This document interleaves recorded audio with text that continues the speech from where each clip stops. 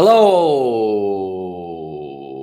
I'm Mac McCarthy and I help people with their breakups. How you doing? Going live today, once again, keeping the string alive of, 6 or 7 days in a row here. I think we have a pretty good topic. Bad dates versus good dates. It seems obvious. It seems like you would rather have a good date. But where I'm going with this, and often if you've watched my channel before, if you're coming out of a breakup, it might be good to redirect things and actually look at dating and accept the fact that you're probably going to go on bad dates. And if you accept that fact instead of whining and complaining about it, because when you're out of a breakup, you're trying new things and it's not going to be fun. It's not going to be comfortable. You aren't able to replace your ex and the comfort you had with them and the love that you had with them. So anyone you go out with, in comparison to your ex, especially if you've been with your ex for 3 years, 4 years, and you have this deep connection and you live together and those things, that just adds to it. So when you go out with someone new, it's going to be difficult to match that level of connection, attraction, and trust that you had. So one thing that I say when you go into these situations and you're dating again, you're back out there, go in with low expectations and just try to make a connection. And I say, when you're with someone, there's connection, there's attraction, and there's trust. Trust is done over time. So you're not going to just get trust in the first date regardless or the second date. That would be considered gullible and naive. But attraction will be in moments, when they walk in the room or they say something funny, perhaps. I don't know what attracts you, but attraction can be fleeting. But connection, building rapport, having some things in common, talking about things you both like, talking about family and friends, talking about work, that's connection, that's rapport. And that's when you go a little bit deeper and they might become a little bit more attractive. Because like I said, attraction is a thing that comes in and out of your consciousness as far as, oh, she looks really attractive now. Whereas maybe you wake up in the morning and there's no makeup on and you're not all done up and you don't quite look the same, right? So when you're going into the dating world and you're coming out of a breakup, have the expectation, you know what? I'm okay with bad dates. Let me go on bad dates. And one of the writers that I really like, Tim Ferriss, that wrote The 4-Hour Work Week. One thing he tells people that are writers is he says, write 2 pages of bad writing every day. So your expectations are low, but your practice is good, right? So you're getting in the habit. And then when you start, maybe by chance you have 2 good pages, but go into it. I'm going to write 2 bad pages today. And my point is about dates. When you go out, instead of going, I'm going to replace my ex, or I'm going to meet the person of my dreams, or this is going to be like the fucking movies, go into it like, you know what? If I have a bad date, I won't be surprised and I'll deal with it and it'll be fine. And maybe I'll make a connection here. Maybe we'll have a good time. Maybe we won't, but I'm going to go out and see what happens. And that's what I mean by good dates. A bad date. If a good date arises and it happens, it's a bonus. It was a good time. And if you remember before you probably went out with your ex, you probably went into dates with low expectations. And when you're going into dates out of a bad breakup, you're vulnerable. You might be weak. You might be a little bit needy. So you might have to wait a little while before you jump into something. And you have to remember that you're kind of in a negative place. So your energy is going to be off put. But if you go out with someone new, they might surprise you. Don't look for a new girlfriend or boyfriend. So when you're going to dating, you're not trying to replace someone that you've been with for, in my book, if it's a girlfriend, 3 months to 6 months would be the minimum amount of time that you could maybe say that you were officially together. But the reality is, if you were together a year, 2 years, 3 years, you're not going to go out dating and meet someone, right? You're not going to meet someone that's going to instantly replace that person. And that's a lot of times subconsciously what you're doing. And that's why you end up sabotaging the date or sabotaging the situation, because you're like, they don't equal what my ex brought to the table. Well, they're not going to be able to cover a body of work of 1 year, 2 years, 3 years in a 3-hour meeting on a Friday night, watching a movie and maybe going to dinner or something like that, because you still don't really know them. And that's the part that bugs a lot of people, the certainty, the lack of the unknown. I mean, some people are attracted to that, but a lot of times that's what's off-putting. You don't want to go into it. And this is easier for people that came out of 7-year or 10-year marriages, because a lot of times when I talk to them, they're like, oh, the last couple of years were really bad, or we knew it was the end, or I don't want to get married anytime soon again because it was such a commitment. It was such a big deal. And then when it failed, they go, I don't want to really do that again. But people with girlfriend, boyfriend, for some reason, about 50% of the time, probably they're chasing another long-term relationship right out of the gate, or they're chasing someone in a long-term commitment. When you go out dating, it should be low expectations, have a good time, make a connection. If it doesn't work out, fine. You swung and missed. Cool. No sweat off your balls, right?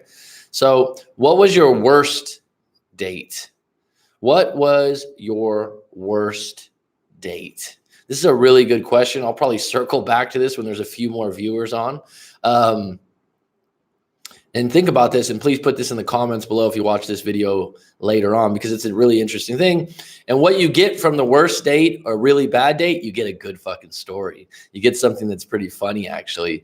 And so from that, it's not just wasted time. A lot of times someone will go, you know what? Listen to this. I can't believe how this date went. And you usually have time to laugh about it later on. So it's not all bad, right? What was your best date? So you look at what was your best date and what were your expectations going in? Where were you at in life in that moment? What contributed to it being the best date? Think about that. And I mean, if you looking back at my own life, I'd have to think about it for a moment. I don't know what would be the best, but there's a few that are up there. And usually they're probably the first or second date that went really well. But at the time, I didn't know where it was headed. I didn't know that would end up being my girlfriend or we'd have a long-term connection. But we had a really good time and we kind of discovered each other's good and bad parts. And that was a good date. Expectations, I talk about this a lot. Going into dating out of a breakup, keep your expectations pretty neutral. You're not, a lot of people out of a breakup are like, I want to make sure I find someone that communicates well. I want to make sure I find someone that's intimate and loving. I want to find someone like that. You go into you have all these things up and all these filters. And then if someone doesn't meet those expectations, like the movies, you disregard it as a bad date or a bad match for you. In reality, go out, have a good time, and let the person possibly surprise you. Let the person be unique and creative in their own way.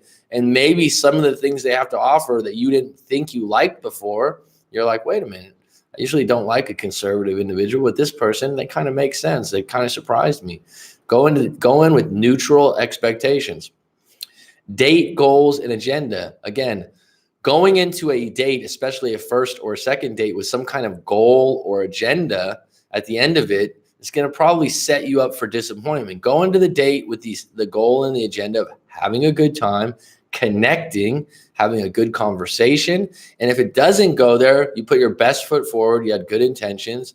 You talked about things, and you realize at the end of the day, yeah, that's just not going to be a good match for me. I can't believe I made it all the way through that day, and I definitely won't want to see them again. And then you can just be honest, and you kind of look at it like, okay. But if you go into it and you're like, yeah, I can't believe this person's not this, and this. They didn't check any of my boxes. That's selfish thinking, and it's probably going to produce bad results when you meet someone that you do like. So in a bad date, you should be practicing good habits so that when you meet someone new and you get into a situation where you're awed by their beauty or their attraction, because you've had a few bad dates with other individuals where you've built rapport and had connection and you still made a good effort, it's all transpiring for the big show when you have to meet someone that you really like or you're really into. So this comes up a lot on dating after breakups. Someone will go, oh, I can't believe I didn't see all those red flags, right? And the red flags are your individual red flags, right? And I've talked about this before. When I was in the dating world for years, not for years, I mean, I would say that as Corey Wayne says, serial monogamy is probably what I go after, because I've had girlfriends for long pockets of time.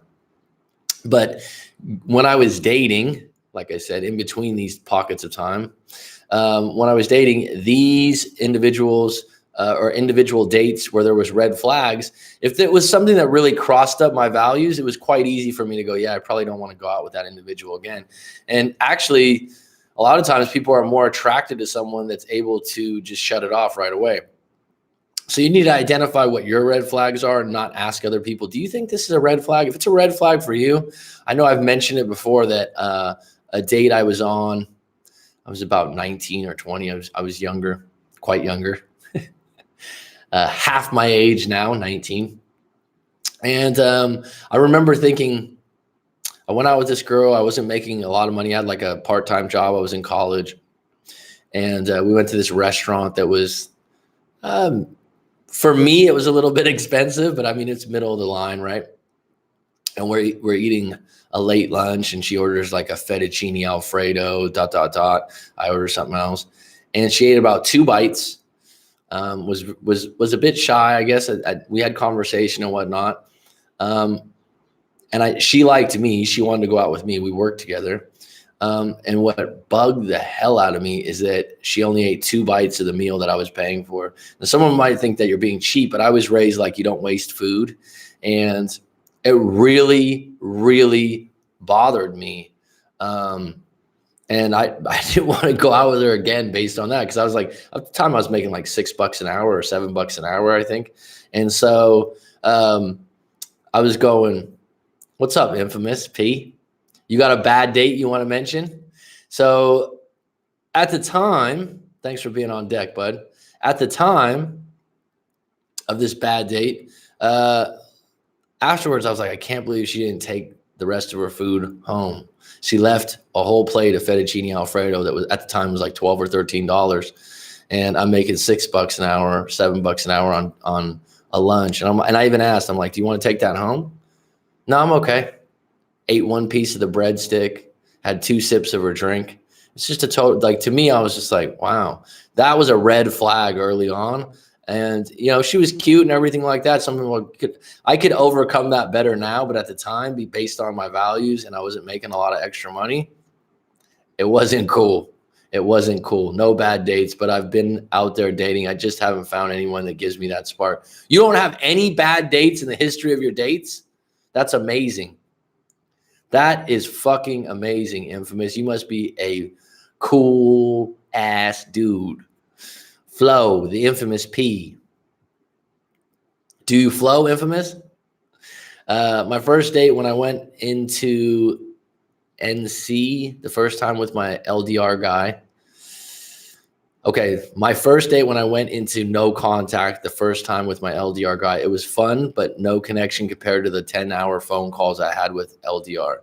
Fun, but he said he had 10 kids from 3 previous wives. Wow. That guy's dropping some seed, Judy Jack. Woo! He's potent. 10 kids from 3 previous wives. That's a sire right there. Wow. Wow.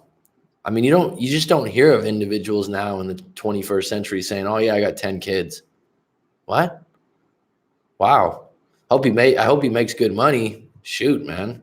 I mean, did you know that going into the date that he had 10 kids with 3 different wives? Just curious.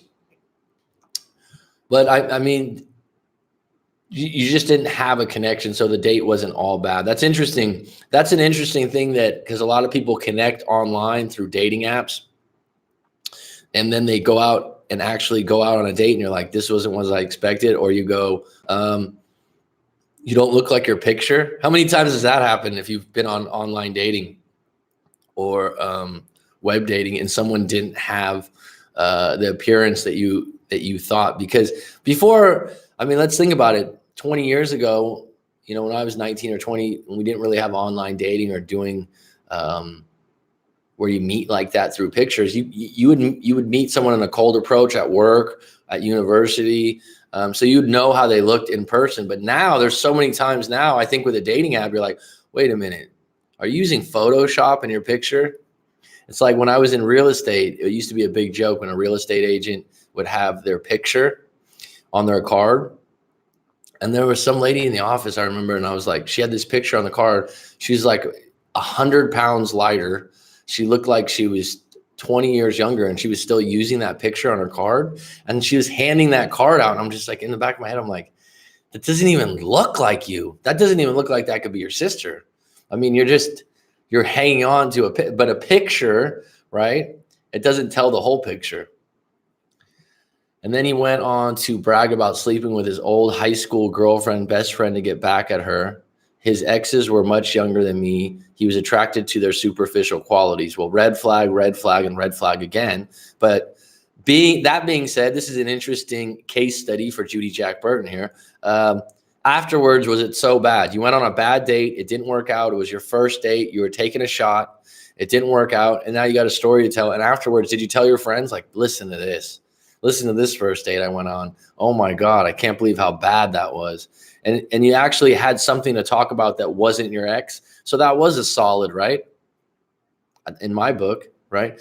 Think about demographics. I talk about this a lot. When you go into dating and you're starting to re-enter the dating world, and where you're going to meet people, where you're going to hang out to meet people, is a big part of it. Demographics is one of the best chapters in the book Models by Mark Manson. And in that book, he talks about this at length. You know, who are you trying to attract?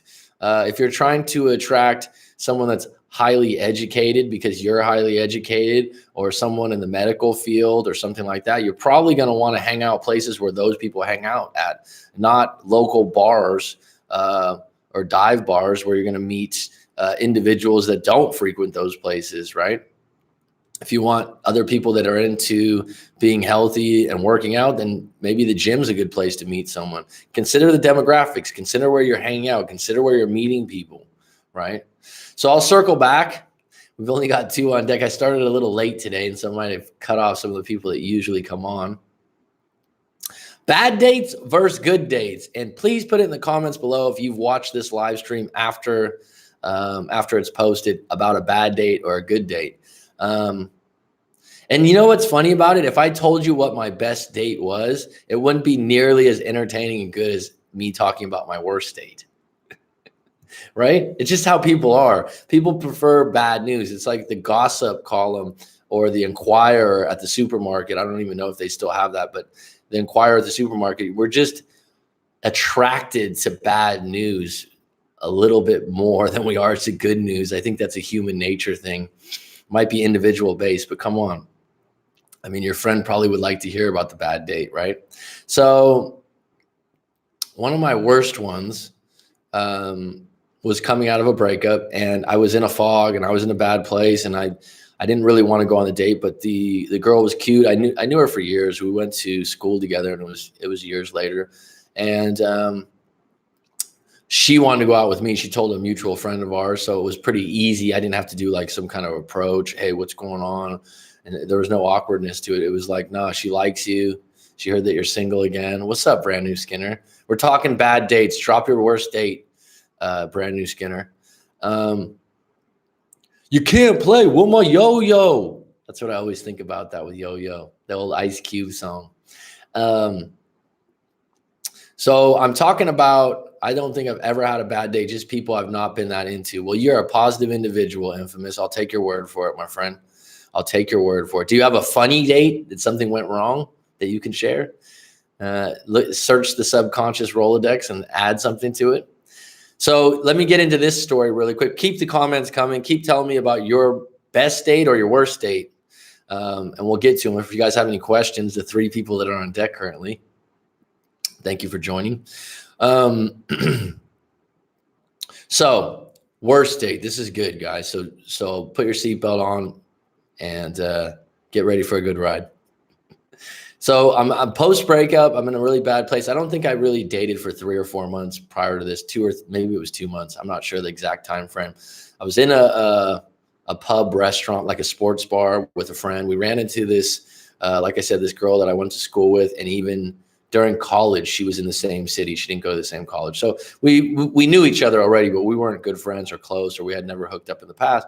And my friend's like, oh, so-and-so is asking about you. She said you're cute, right? And I'm like, oh, okay, cool.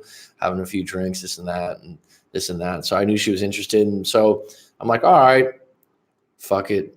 He's like, you want to go out with her? I'm like, yeah, I'll fucking ask her myself. So we went out, and I was like, all right, let me get your number, this and that. We'll go out, ... It was very, very casual, not awkward at all, because we knew each other in the past. First time we go out, right? First time we go out, you ready for this? First time we go out, I used to have season tickets to the Warriors before the Warriors were good. Okay, before the Warriors were finals champions, when they sucked. That's a true fan. And I split them with a friend. So I had tickets, and being that I was single again, I used to go with my ex a lot. I took her to a game for the first, I think it was the first date we went out with. So it's kind of like a really nice first date, even though she wasn't into hoops, right? So we went out to eat. I think we went out to eat after or before, I don't remember. I took her to the game. It was cool. It was all right. On the way, on the car ride to the game, all I had to listen to was drama that she had with her ex. And it sounded like she was still seeing her ex, because she was like, oh, yeah, he came over a week ago. And it was just on and on and on and on. I was like, wow, this is a fucking nightmare. And in my head, it was so pathetic to listen to what she was complaining about, because it was petty shit. It was very whiny. And this guy was obviously one of those where she really was into him. And she was, he was basically like, yeah, we're not together anymore, but he was still hooking up with her. I could tell by the way she was talking. She was still into him. She had one foot still in the door. It was like a 45-minute hour drive to the arena. So I had to deal with this on the whole ride over. And I'm just like, yeah. But in my head, I'm like, I had no desire to mention anything about my ex, let alone like to throw shade on my ex and talk bad and what a bad relationship. And in my head, like her complaining, I was just like, fuck, worst case scenario, right? I'm like, okay, I was just neutral the whole time. This is not a time when I was a breakup coach. I was just listening, and I'm just like, yeah, okay. Because I don't know the guy. I don't know what's going on. I don't really want to get too involved with this. Go to the game. The game was all right. Afterwards, coming to my house, she's like, oh, I'll come inside to hang out for a little bit. We had a little bit of a chat. And then she started saying like, oh, you live in a really good neighborhood. It's really good schools if you were to have kids. I was like, whoa. Right there, I was like, you're thinking about what it's like to have kids. And she, she alluded to that a few times, like if you have kids in this neighborhood, and that's what I really want. I'm like, you're single right now. You got a bunch of drama when you're talking about kids already. This is not where I was going. So I kind of wrapped things up soon after that. But for as bad as the date was, and listening to her about her ex, I did have something to talk about. And I felt good that I went out with a girl that was pretty attractive. She was an attractive girl. She was outgoing and whatnot, but she was wounded. She was wounded from her ex. And maybe at that time, that was a story to come later. But dealing with that. And I'll tell the truth, I went out with her a few more times.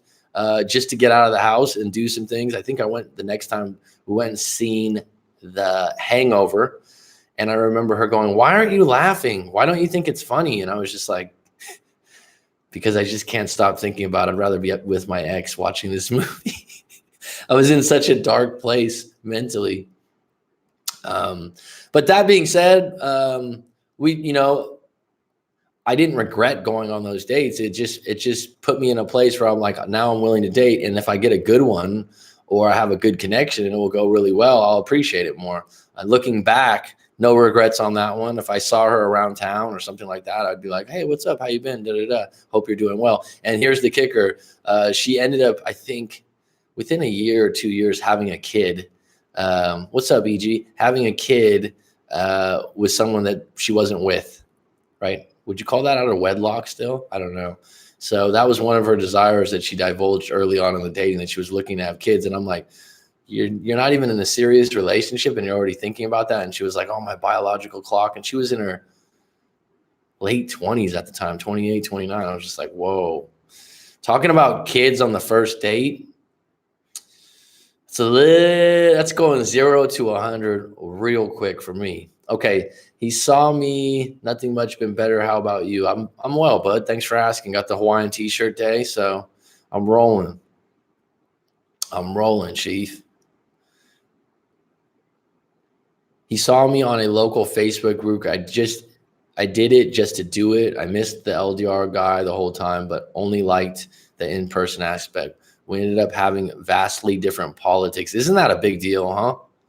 Having different politics or not, for me, I don't get in very political conversations. That's my lane. So I might give you my opinion, but I don't get deep. I won't get deep into something that I don't have a lot of knowledge about, or I don't follow closely, because I mean that makes a fool out of you, right? So I'll be honest and upfront. If someone's talking politics, they'll be like, "Do you know this certain person, or do you know about this story?" And I'll be like, "No, but tell me about it." And I might give you like an opinion, but I'm not passionate about it. But if you're going into a relationship and you have vastly different politics, that is a red flag times two, right? Because that's not going away. And actually, someone that I just did a live coaching with actually said that was a big reason why they got in a divorce, is that their politics were vastly different. And over time, it became more and more and more of a problem. So I think you made the right call there. Anyone had a best date ever? Flo, the infamous P, 2 months in the relationship, and her cousin started to talk about having a baby with the ex. My worst date, I was young and super nervous. Looking back, definitely depressed. I was in Job Corps. There was a group movie outing. So if it was a group movie outing, was it considered a date or a group date? That's interesting. What's Job Corps? Is that the thing where you guys do teaching? Just a lot of stuff in that information right there. I know you're limited on your words sometimes when you guys post these things, right? My worst date, I was young and super nervous. I was looking back, definitely depressed. I was in Job Corps. You were depressed because of that? Well, elaborate on the story, Skinner. You're not even close to closing the loop. What was the thing that happened? And you're young and nervous? No, tell me some details, bud. Tell me some details on this situation. Well, it isn't as I think this is a great topic and a fun thing to talk about. We just don't have a lot of people on deck, but we're going to make the fucking most of it, aren't we? E.G. Skinner, Judy Jack. I'll carry it out for the hour. I'm typing, but there's a word limit. I know. I'm understanding, bro. I understand. I think there's a delay when stuff actually comes in also. The date will become awkward if you make it awkward. Yeah, that's true. I mean, some things can just pop up and you're like, well, I don't even know what to do with that. I had a date. Where I don't even know if it was a date. There was a girl that I went out with a few times, and then she said, "Oh, why don't you come over to my house? I'm painting," or something like that. She was painting a room or something. I brought over a ladder, and so it was nothing serious. We were casually dating at the time, and I think she was seeing one of her exes, which at the time it was open game. We weren't official or anything like that. I didn't have a problem with that, but I went in the bathroom to take a piss, and bathroom garbages are really shallow, right? So like you can see what's in the garbage. I would never look in the garbage. Just look down, and there's just a condom wrapper and a condom in there. I was just like, and she's like, "Oh yeah, so and so just came over, and such and such. He's such an asshole," and she's going on about her ex, and I'm like, in my head, I'm like, "Yeah, but you guys hooked up." I just I wasn't looking for that, but afterwards, I was just like, "Yeah, I guess we're just gonna be friends." Right. And we'll be, long distance friends. But I remember that was awkward at the moment, because it's like I just got there, I went and took a whiz, and I come out and I'm like, wow. Right? EG. I mean, I was like, but I'm not mad, because you have a right. But it's like, what do you say? You're like, damn, dude, there's a fucking used condom in there and a wrapper, and you're saying that your ex was just over here and you guys were talking and you had some problems. Come on, Infamous. You got more than that. Give me some details. Went on a really good date last weekend. Drinks and good conversation. Well, good for you. Did drinks help the conversation? I think they do sometimes, right? There's a limit. Have you ever been on a date where you're with someone new and they got really drunk?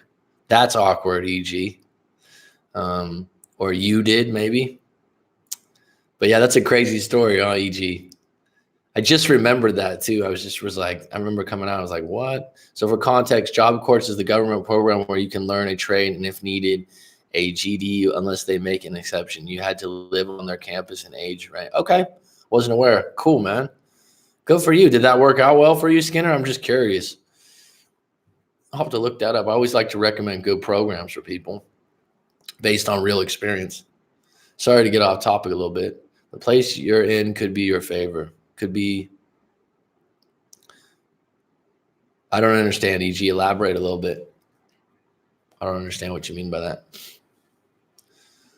The infamous P comes in with drinks and good conversation, right? So what is the best, if you never had a bad date, Flo, the infamous P, right?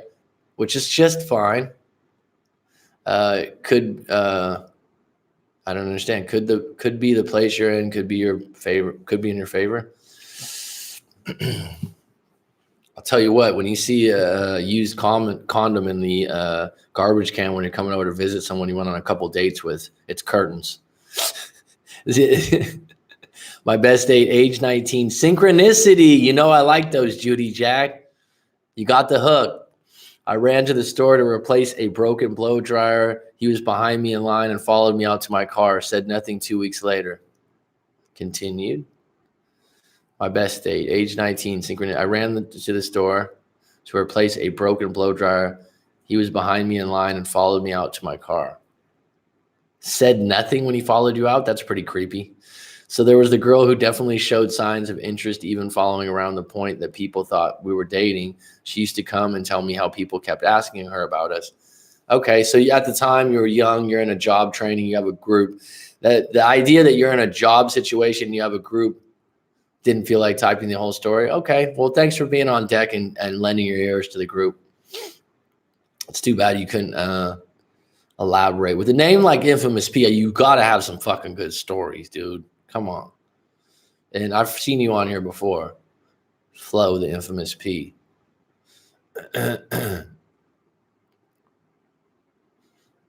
Drinks would help you loosen up and get you in the zone. What's the alternative to drinks if you want to loosen up? That'd be a good question, right? I mean, drinks do help, right? I will admit. They haven't always been the prelude to hooking up, but yeah, I would say, they definitely loosen things up for sure.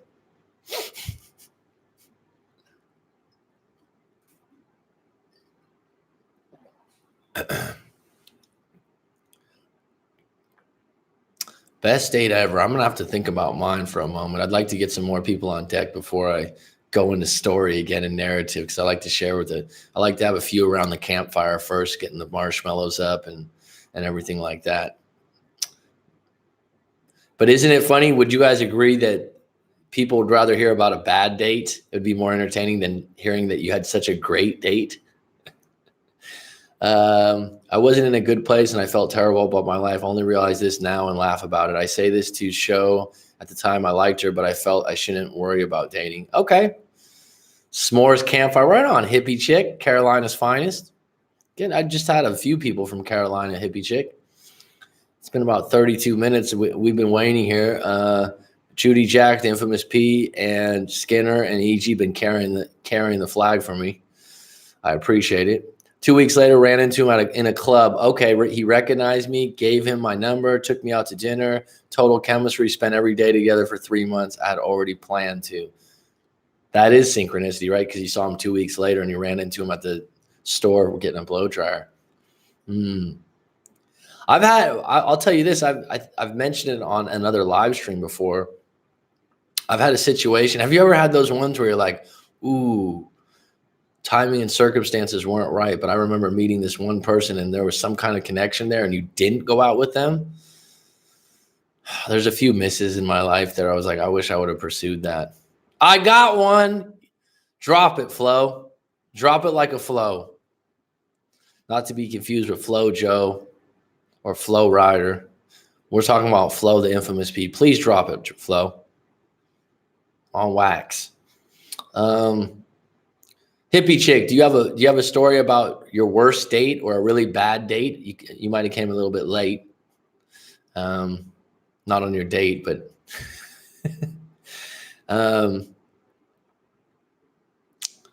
like I said, best dates. Sometimes when you ask yourself questions and you immediately go, oh, I've never had a bad day. And then you go, oh, wait a minute. I forgot about that one. Sometimes your mind's working. The subconscious is working. And then you leave it alone. And then you're like, oh, shit. Went out with this girl who didn't eat meat or drink. She had so many rules and things she didn't do. Well, the fact that she didn't eat meat, that probably lost you from the get-go, huh? Oh, you're not a meat eater? Infamous P is not for that game. I just remember, this is years back, My first experience at a group dinner, there was like 10 people. It was like, I had a couple close friends, and it was, no connection. Well, it sounds like you value an individual that eats meat and likes to drink. I was at this group dinner, and a mixed bag of people. Like one of the couples were a friend of mine. No, two couples were, and we were all traveling in this area. And so friends of friends were there. It was like 10 people. It was like an Indian restaurant, like buffet style. It was really good, actually. And that was my first experience dealing with someone that was vegan. Now vegan's really popular, and I even go to a vegan restaurant sometimes. The food's good.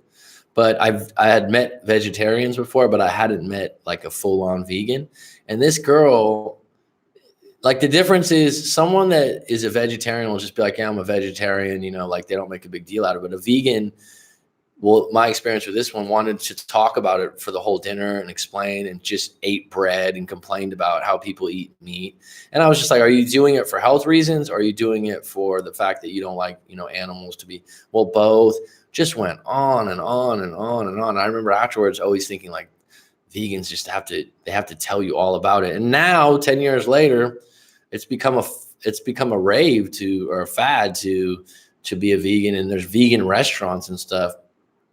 But I remember the first experience of meeting someone that was like that. It was just like, God, can you talk about something else at dinner besides the fact that you're a vegan, and stop complaining about not being able to find food because you're vegan?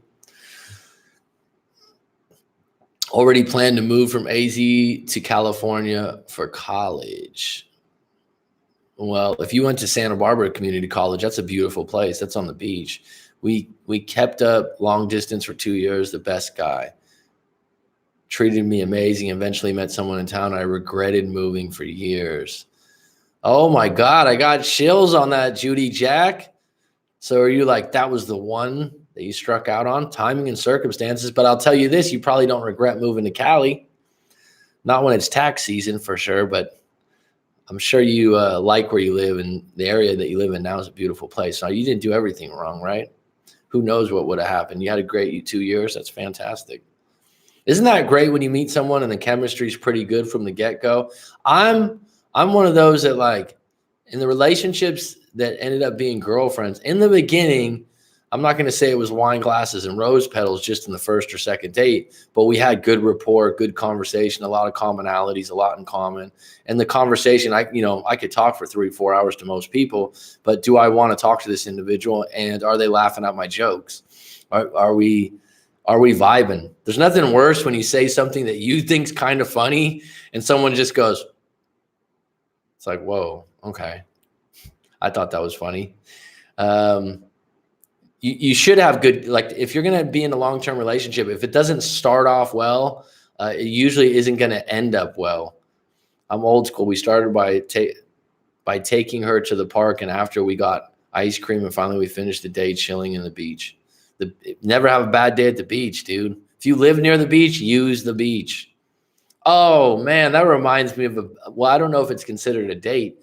E.g., you're from San Diego, right? So I could tell this story, and you'd probably relate. You said, so every week, I'll get into it in a moment. So every weekend they did group field trips. So I knew we were going to the movies, and I joked to a friend how I would sit next to the girl who showed me interest. So every weekend they did group field trips. So I knew we were going to the movies, and I joked to a friend how I would sit next. So this is a case where, brand new Skinner, you were probably just low on experience, a little bit of a bad place, and it was awkward for you, but you were interested. So it's almost like a crush is what you're describing.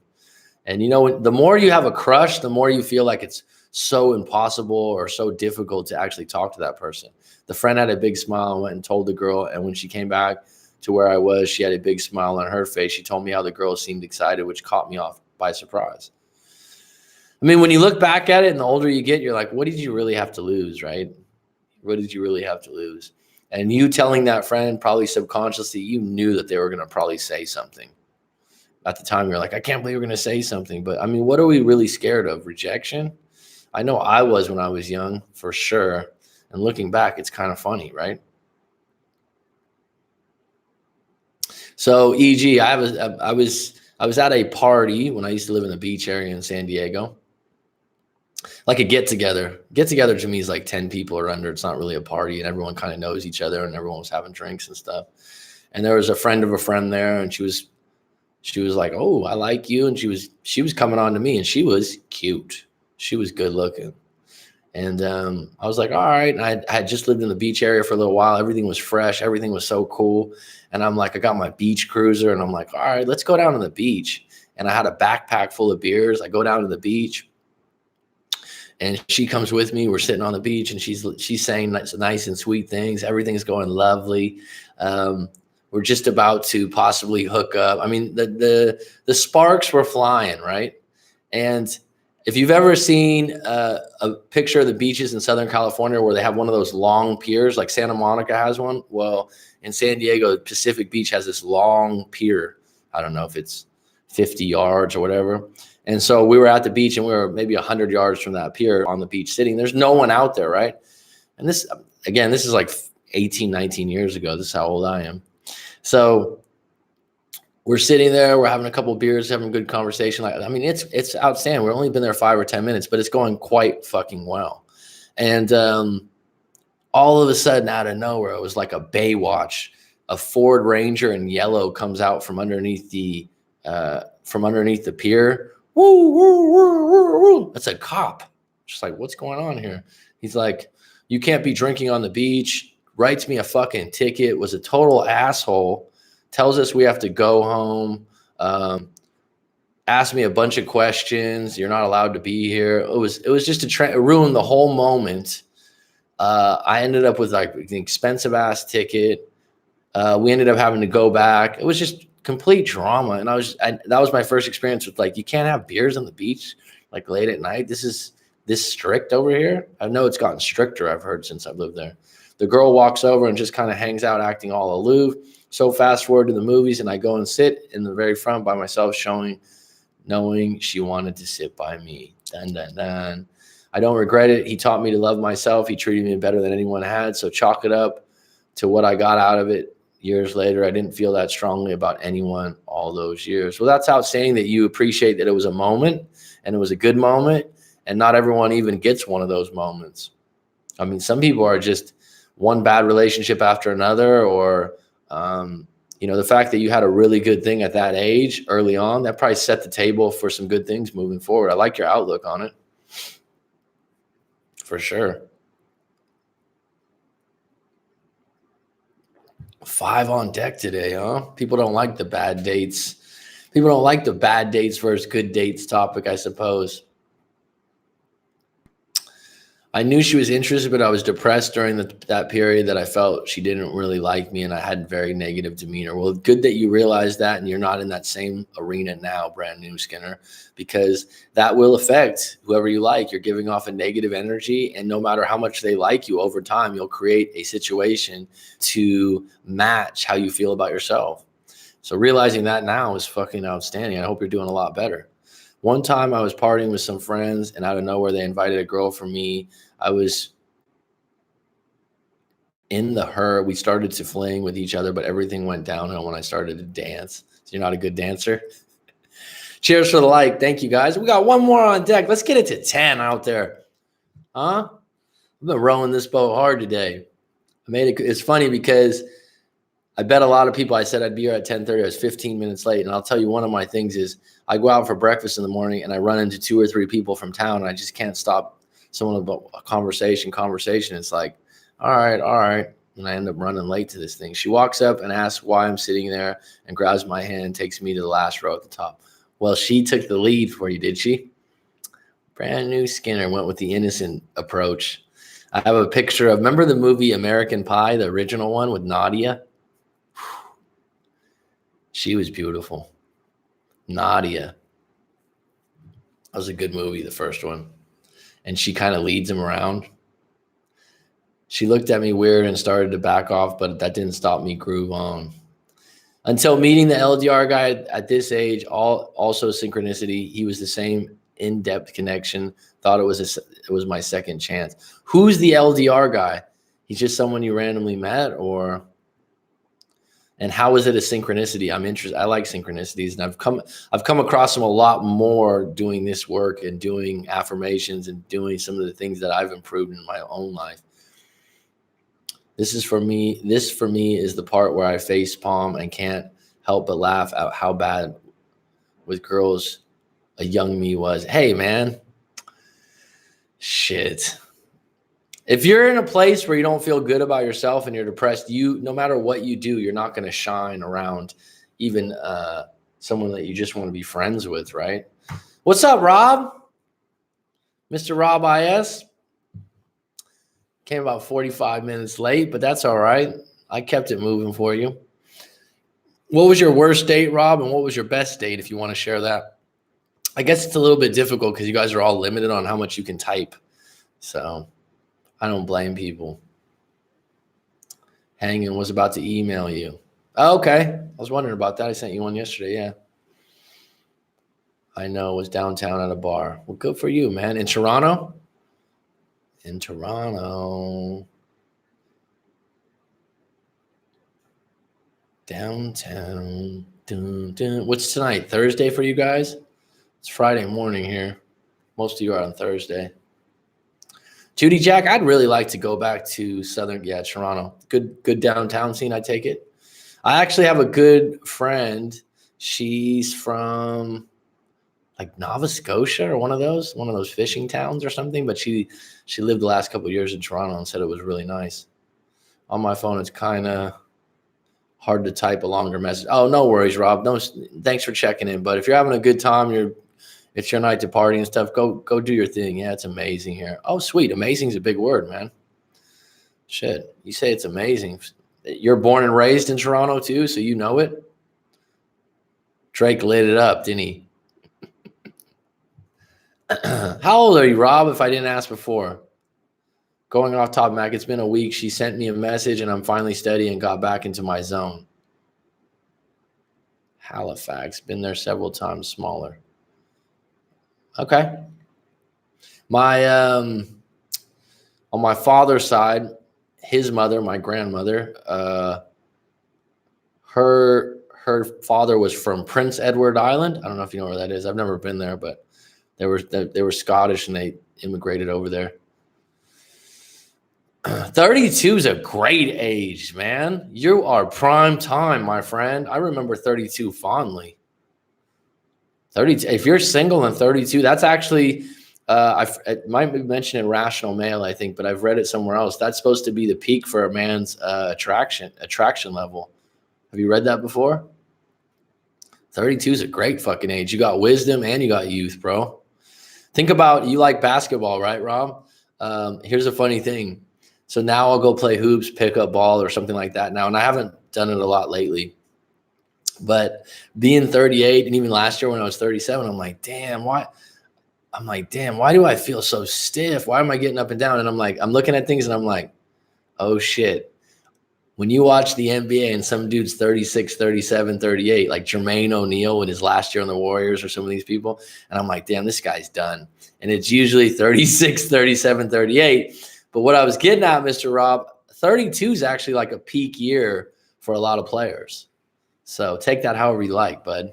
But you're in a fucking good year. Make it count, my friend. Vince Carter, well, I mean, he's defied odds, but he's definitely slowed down from the 32. He's defied odds. I give him credit. I wasn't a huge Vince Carter fan the way he left Toronto. And then he demanded a trade from the Nets. Everyone forgets about that. We're watching the movie and she gets physical language. Wow, you carried this out, dude. Right on, Skinner. I like it. You started like it. I'm getting little snippets from the story. You stuck with it. We're watching the movie and she gets physical, laying her head on my shoulder and fidgeting in her seat. I was frozen and I had my hands in my lap. The only part of me that touched her was my shoulder. So this is the bad date, right? Fuck, man. It sounds like like I said, a scene from American Pie with Nadia. I felt she wanted to escalate, but I was shaking in my seat. Isn't it great that you can laugh out loud about it now? This is the kind of shit I like to bring to the surface. Lighten the fuck up out there, people, right? Have a laugh about yourself, and it'll make you feel better about yourself because none of us are bulletproof. None of us are perfect. None of us are, no matter how great things are going, we have our trials and tribulations, man. That's funny. I was so nervous. I met him online. Turns out he was from Santa Barbara originally. You want a synchronicity? I used to live on Santa Barbara Place in Diego. We talked for 10 hours and seemed like 2. Yeah, that's real. That's called the flow state, right? After 3 weeks, we felt like we knew each other forever. It's lengthy. Yeah, that's what I'm saying about in the beginning, the connection was so deep, right? When you can talk for 10 hours, that's real. Wow. That's real talk. Do I finally respond to her? What do you want, EG? Like, do you want to get back with her? I don't know what the message said. I need more details. I've told you before to send me a private email. I appreciate you on deck all the time in the live streams, but for me to tailor a response for you, to give you like a proper response, I need to know the situation a little bit more deeper. Otherwise, I would just be kind of like, oh, do you finally respond? Yeah, go for it, man. It's like, well, what do you want? It seemed like you were really nervous. If you want to, here's what I will say, EG. This is for those fools in the cheap seats, okay? Regardless, there's not a wrong answer. How about that? Try that on for size. There's not a wrong answer. Stop thinking that there's a wrong and right. So if you decide to respond to her and it doesn't work out, you're going to be very clear where she stands, and you're going to be able to slide back into no contact and realize even further that the relationship's not going to be revisited. So there is no wrong or right answer. So stop thinking what's the right move. This is not a wrong or right thing. Now, if I was you and you wanted to get back with this individual, I would definitely check what she wrote, and you know her better than I do at this point. If I had a bunch of details and you wanted to do a live coaching and unpack a bunch of things, then I could really get into giving you tailored advice for the individual situation. But just asking, do I finally respond to her? That's up to you. And I'm saying, like, you can't lose either way because you're going to get clear either way. So if you want to respond to her, just lead with good intentions. What does that mean? Why are you contacting her? Be honest with yourself. Is it a good reason? Is it a good human reason, or is it highly selfish, or is it trickery? Okay. And be honest with yourself. Are you better off because your expectations are so high of getting back with her? And if she doesn't get back with you, it's going to bring you back to ground zero. Do you want to avoid that possibility? Are you in a place right now where you're just starting to move forward and the relationship wasn't that good anyways? Because correct me if I'm wrong. She took you for granted, or you took her for granted? Yeah, PEI, nice place. Been there a few times as well. It's a totally different world. I recommend going there. All right. Yeah, I got some family tree, parts of a family tree there. Supposedly my great-grandfather was a doctor there. That part of the family I didn't know. There was a falling out there a long time ago. But I'll check it out. I've heard from other people. It's cool. Hey. So I'm 4 months out. Koki Lover, I remember you with the Seahawks sign, and I will excuse the Seahawks logo. So I'm 4 months out of a breakup, and me and my ex had been talking a little bit. So I asked if we could talk on the phone, and I straight up told him I still loved him. Dun, dun, dun. Vince Carter, VC. He said he thought I had something important to say, and hung up on me. Any advice on how to move on? I can't get him off my mind. All right. You've already said it. You went all in. You put your chips in the middle of the table, and you got your chips taken away, right? But you got clarity that you're not really that, that this relationship wasn't going to happen again. If he responded that way in a negative way, in a hurtful way, he's not on deck. He doesn't love you the way you love him, and he doesn't seem like he wants to revisit the relationship. So you got a lot of clarity on the situation. And take it from day one right now. You're going into no contact. You led with your heart. You led with your feelings. And not only did it not work out, but he was an asshole about it. He said he thought I had something important to say. I mean, to be that way says a lot about an individual's character, because he didn't have to lie to you or show pity, but he didn't have to say that. That was mean. That was mean-spirited. And moving forward, you tell yourself, I didn't deserve that, right? What do you deserve? Start going on some bad dates. Start going out with some new people. Start a new exercise plan. Start looking at what your thoughts and dreams of your own life as an independent individual moving forward. Buy some tickets to the Seahawks game. Look at things outside of your ex and go into no contact. As an individual that even if he wasn't interested in visiting the relationship, to come back that way says that he's absolutely not interested. Okay.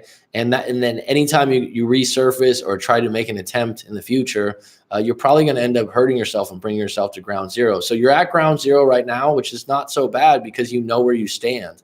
Sometimes a lot of people, they're in no contact for 2-3 months and they're wavering because they're like, are they going to call? You called, you reached out, you went 4 months. You were 4 months out of the breakup. He told you where he stands and you didn't like it and it hurts you, but now you got clarity moving forward and to go at some point with some kind of response like that. If you have a confidence in yourself as an individual, you can say, I'm done. And that's empowering.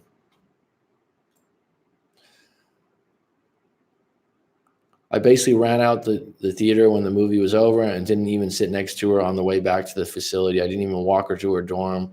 I speed walked to my room. That's just a lack of experience and a ton of excitement. And that happens to a lot of people in their first, serious crush or whatnot. I feel like he's been playing with my emotions. He made this playlist full of breakup songs he knows I have access to. He used our account we had together for the first time since the breakup to buy roses. I don't know if that was, it sounds like the way he responded when he said he thought you had something important to say, he might be making those playlists and buying those roses for someone else. You need to untie from this individual at this point. With a response like that, after saying I love you, it's pretty clear that you guys are on polar opposites and you're going to continue to hurt yourself contacting him. So I'd go all in on no contact right now, not to get back together, but to move forward. What is your other options? I'll send you the story sometime, Mac, when I have time to write it out, but not really an X story, more like a fish that got away story. He's still on my Facebook. You like the fish analogies. What was the hook? I like that line. It's the lure and the hook. You're right. Yeah, anytime, Judy Jack, you got my contact info. Be happy to read about it. I look at that sometimes. I like to come back to no regrets. I try to reframe everything to no regrets, that you learn something, but there's some fish that got away because of timing and circumstances. There's some times that, in my life where I was with someone or I was seeing someone that now I look back and I'm like, wow, we could have had a really good relationship in long term. It was just the timing of the situation and where I was. Timing and circumstances is huge, huge. You can meet someone that's a great match, but the timing's not right with your jobs, and the stars don't line up for some other areas, because you don't just meet someone and that's all it's about. It's like, well, where are you working? How far do you live apart? Where are they at with their family and friends? There's all kinds of dynamics to the situation. How many times do people get in a breakup and it didn't really have anything to do with them? It had to do with a new job or someone has a new friend. Didn't even say goodnight. I was so embarrassed. I'm not like that anymore. And now it's just a funny story I can tell. I'm sure there are more instances with her, but I'll save them. Well, thanks for that, Skinner. I heard VC used to call out plays at the end of games so other teams could guard him and his teammates. How old is this man? Good question, Rob. When he wanted out of the Raptors. Yeah, he didn't go with dignity for franchise. Like, people forget about that. He's 24. Okay, he's a bit immature. Mac, do I wait till she suggests to hang out, or do I ask her first? I don't know the details of what was written. If you're feeling needy and weak and uncomfortable, I wouldn't ask her to hang out. If you're feeling, like, should I not? It should be a very strong, like, I'm gonna ask her to hang out. And if she says no, I'm just fine. That's the place to be in. If you're gonna say like, hey, what have you been up to? And you're okay with a negative response because you're in such a good place, that's a good place to be. But if you are in a place where you're like, hey, did you want to go out? And she's like, oh yeah, maybe. And you're like, where do you want to go? No, it would be like, hey, you want to meet up at Starbucks this Sunday, have a iced latte and a muffin like we used to? I don't know what you got. I don't know. Right? Have a fucking plan though. If you're going to go out, don't do the, well, do you want to go somewhere? Do you want to do this? Don't do the half-ass passive aggressive shit. Either make a decision on it. And like I said, there's no wrong answer. You're going to get clarity either way. Okay. Unless I have your full story, I can't really give you more tailored advice than that. We get hung up on right or wrong or how the decision you make is going to thing. In this particular case, you're better off making a decision either way than sitting in the gray area. I don't know if I'm crazy making up things in my head, or is he really playing with me? If you said, I wanted to tell you I love you after 4 months of a breakup, and he said, I thought you had something important to tell me, that's fucking clarity that this guy is a bit of an asshole. Okay. And I don't say that often because I like to be neutral and I don't like to put down, someone, because I don't know the dynamics of your breakup specifically. So I'm not going to drag this guy through a mud, but that was an asshole response when someone's like that. He doesn't need to necessarily say, oh, I love you, I've been waiting for you to say this, but he could have handled it a lot more cooler than that and said, wow, I didn't know you still felt that way. I just don't have those feelings right now, to be honest with you. You know how much I care about you and we had a really good thing, but to tell you the truth, I'm not there right now. That would be more appropriate than I thought you had something important to tell me. I mean, why would you want to hang out with someone like that? That's hurtful. That's mean. Sounds like some playing. G Money has not been on deck. Afternoon, everyone. What's up, Dylan? How you doing, bud? Yeah, I feel like he wants me to be a backup of some sort. He would text me back and it was like we were together, but he knows what to say. He asked how I was doing and I said good. And he asked if I needed to go to a psych ward because I'd been doing good. I got a tattoo that says Carpe Diem. And he said, oh yeah, I remember I used to say that all the time. Like everything I do is because of him. Is it normal after 4 months, I still have some bad moments where I miss him? No. I mean, if you loved him and you still love him, you obviously are still attached. The thing is, you haven't really given it a go to completely detach from him as an individual. And he sounds like one of those guys that will keep you on the side as long as he can. He'll take advantage where he can, and he'll keep you as a friends with benefit or a backup plan. I don't know if he's keeping you as a backup plan, but the idea that you think he might be and you know him better than I am probably is true. So in that case, what are you chasing? I made some regrettable mistakes. It'll be a long story. Well, that makes for a more interesting life, doesn't it? Like I said, at the end of the day, you can reframe a lot of your regrets. That's for damn sure. Because your regrettable decisions actually put you in a position to have the life you have now, good and bad, if that makes sense. I've looked at it that way before. Well, if that would have went all well, I remember there was a relationship in my past that I was like, that was a really good one. That would have been, that could have been longer if the timing and circumstance were different. And then I went, but actually I wouldn't be doing what I'm doing now, living where I'm living and helping out people with breakups. So I'm not sure I would trade that in. Yeah, because he doesn't even block me. Like he hangs. You need to take, okay, enough, Seahawks fan. Okay, the 12th man here. Let me get real with you here. And you're lucky because we only got 5 on deck, so I can give you a lot of attention right now. What do you want? Number 1. Where's your power? Number 2. He doesn't even block me. Block him. Take control of the situation and quit going, oh, why is he doing this? Oh, he did this. You're being a victim. He hangs up after the convo like he hangs up after that convo, but still read my messages after all that. He likes knowing I'm still into him. So if you know that, take away his power. And this isn't serving you in any way. None of these thoughts about this ex, this is a toxic relationship and this is a toxic attachment that you have. So you need to cut off all ties. And if you believe this individual is just playing games with you, why are you allowing them to do so? You are playing a part in this story, Cokie lover. And you need to create, yeah, he was my first boyfriend. Well, I understand that. I understand that you're attached and that you have a lot of feelings. But for you to get through this and move on, the things that you're divulging right now, if you look back and read it as a stranger, what advice would you give them? Always come back to, you're being a victim right now. Where's my power? Do I want to be in a relationship where I'm disrespected like this and not appreciated? Okay. And you have to reframe that. And then when you answer that, you start answering stuff. Have you sent, Cokie lover, have you sent your full story into writemac.com and got a response from me? If you haven't, you have. Okay. So was my response good? Was it useful and helpful? If you're still really hung up on things that like 1 month ago, post breakup, you did a video. Okay. So hopefully it was useful and helpful. And was I fairly accurate in what I said? If not, tell me. But if you're still hanging on to things and you respect my opinion, I highly recommend. It was. Thank you so much for it, but a lot changed since then. I'd highly recommend you do a live coaching session with myself or someone else to really unpack things. I would.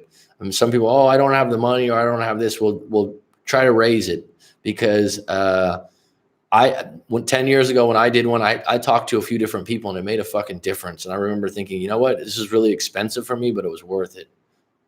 Yeah, listen, this is what I do. Okay. I have a high level of confidence. If you do a live coaching with me at the end, I'll ask you, is this useful and helpful? If you say no, I will refund your money through PayPal. It's quite easy to do. And I've never had to do it yet, but I'd be happy and willing to do it if someone said, you know what, that wasn't really helpful or useful moving forward. I will not get your ex back. Okay. I will not cure you of your pain, but I will help you with some clarity moving forward. I will help you reframe the situation from some kind of negative spun thing. People tend to tell me, you know what, I feel a lot more clearer on things now, actually. And some of the things I didn't really notice you brought up that I was looking at in a wrong way because you're running on a filter that isn't serving you. And right now, the way you're describing these things, you're a bit in a victim state. And when you're in a victim state, you think that you have no control and that this individual is just able to constantly do whatever they want, like you're a puppet on a string. And you need to realize by unpacking the story with someone like myself or a different individual, maybe you have a different coach in mind or something like that, or a therapist, I don't know. But you need to get a little bit deeper. And the thing that happens is, like right now, you're giving me snippets and little bits of it. You're not ever getting out the full story. Yeah, that's how I feel. Like if he came back, I know I'd probably take him back, which is pathetic. Don't use the word pathetic. That's a mean word this was your first love and you have a lot invested. And to know that about yourself is being mindful. It's not pathetic, it's real. But I would highly recommend to get out in front of this right now. It's been 4 months. Send your full story in and do a live coaching session with myself. All right. Or do one with one of the other coaches on YouTube. That's fine by me. But stop doing the same things you've been doing and getting the same results. Okay. Make a commitment out there that like, oh, actually, I'm going to try this out because I want to feel better and I want to look at this from a different dynamic. The reason I do what I do is I had other people that were pretty expensive for me at the time and weren't necessarily exactly who I am or what I do, but they weren't quote unquote breakup coaches, but talking to them in the moments fucking really helped me. And even a year, 2 years later, I circled back and that conversation got me through some things. So I highly recommend it.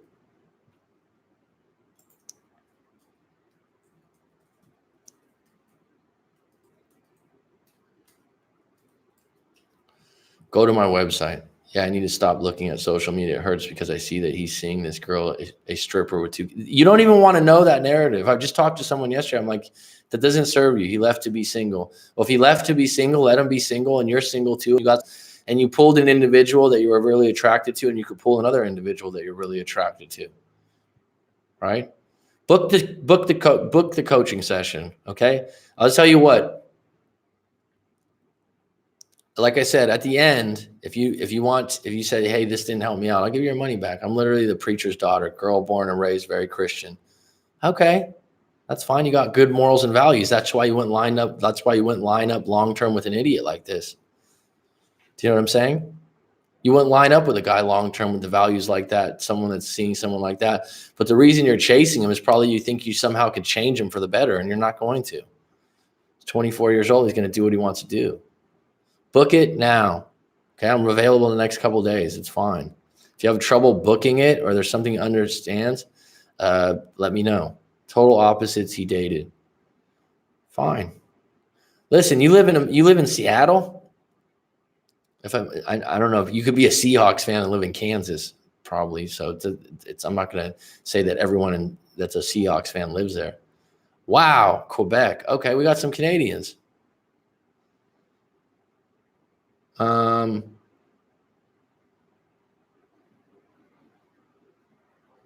Quebec.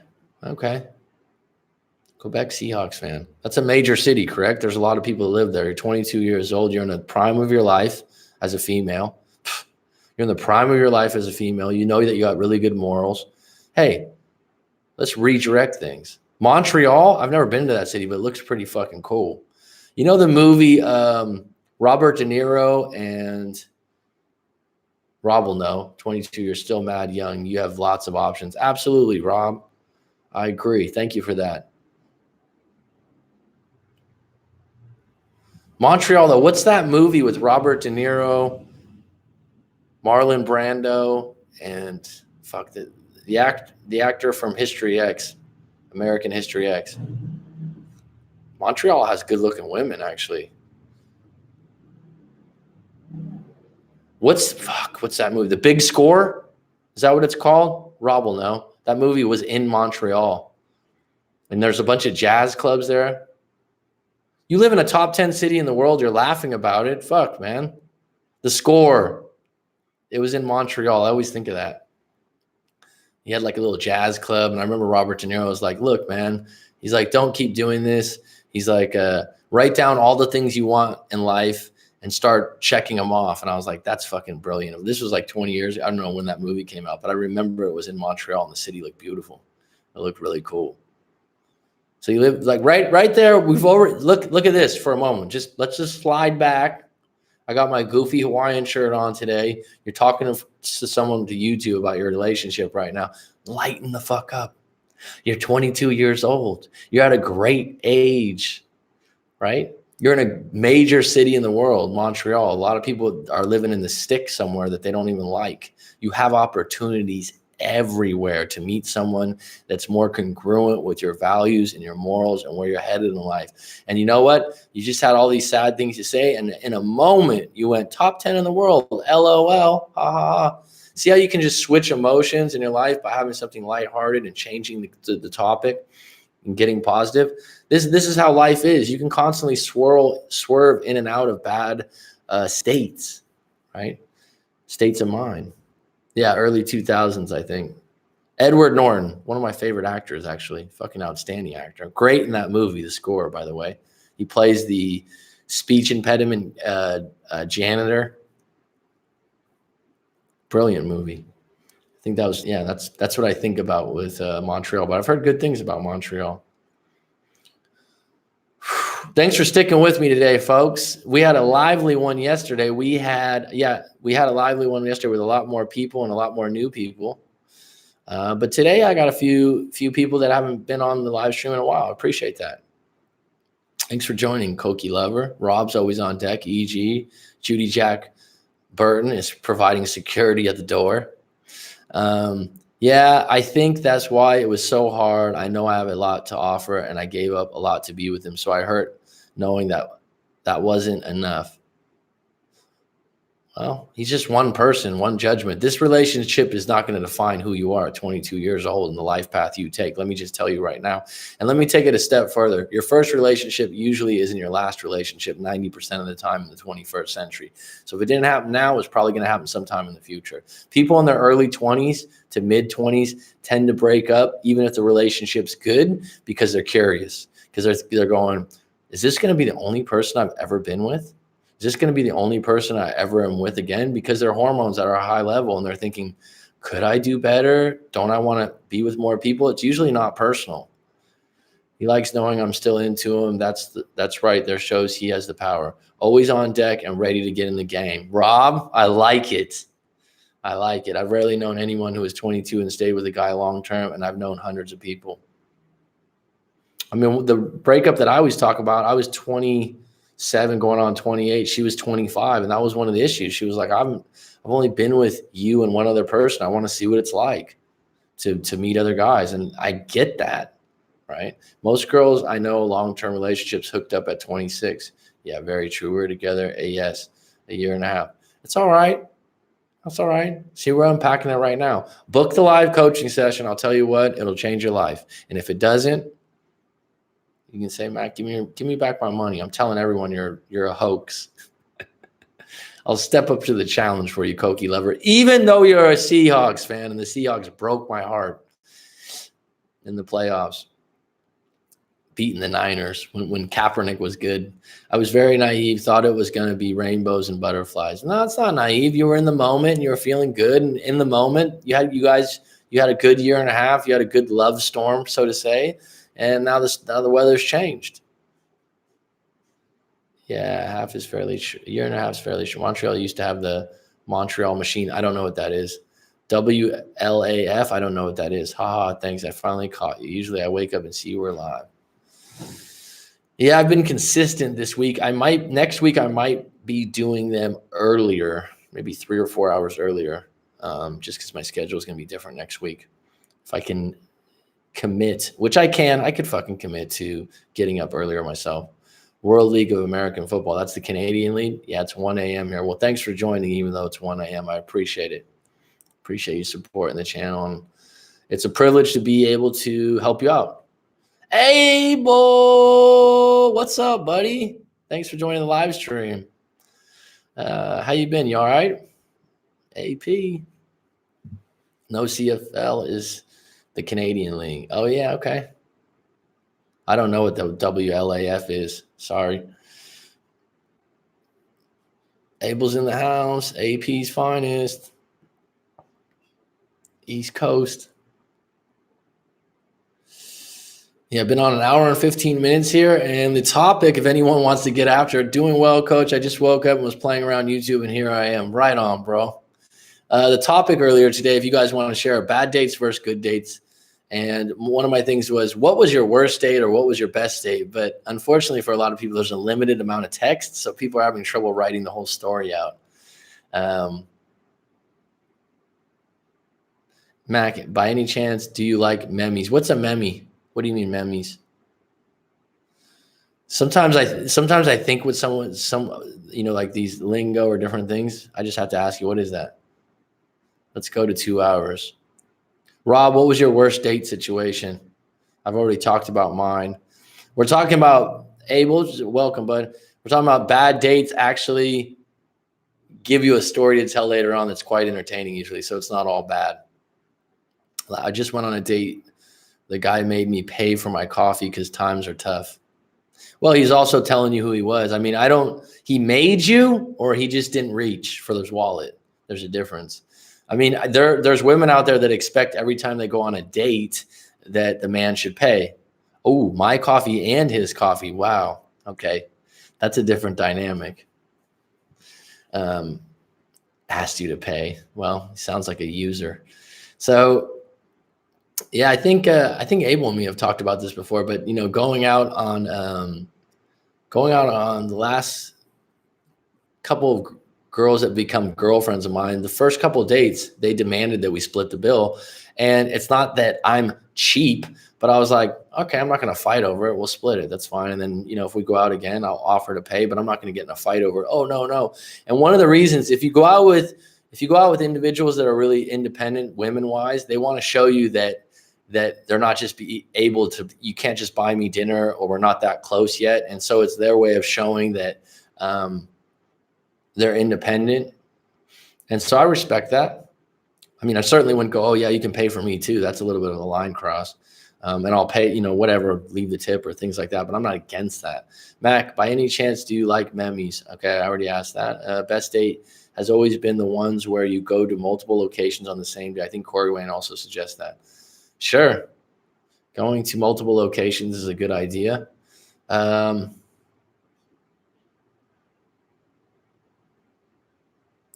I'm trying to think if I had I can't think back where I was like, oh, that was planned out so well, or this or that. The best dates for me have just been great conversation. And I usually can have great conversation with people that aren't my dates. So I just went on a date. The guy made me pay for my coffee, his coffee. I don't expect that, but that was a bit much. Yeah, I agree. If he's going to do that, then he's... Worst was probably same Bumble date I went on. She's an older photo, had massage baggage. I paid for a $90 dinner and then left after 20 minutes. Wow. It sounds shitty. Abel, So they're hiding your message because maybe you said a swear word, right? We can post this, Abel. Abel, what's up, guys? I'll tell you, this dude is legit. I was in a shitty place a couple of years ago and ended up doing all right. If you're hurting, it helps with people to talk about. That's all. Please continue, sir. Thanks, Abel. I really appreciate it. Abel's done a few live coachings with myself, and this was over a year ago.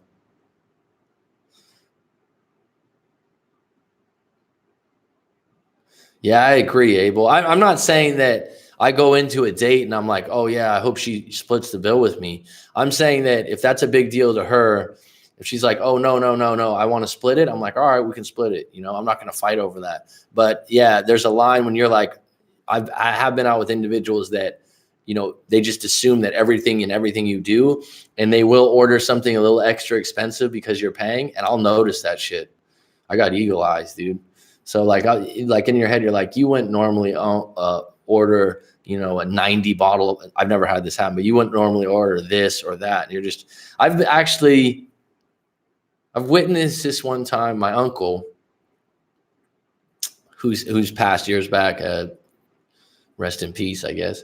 But he was going out with a woman. He was in his early 60s and she was younger, right? She was like early 40s, good looking.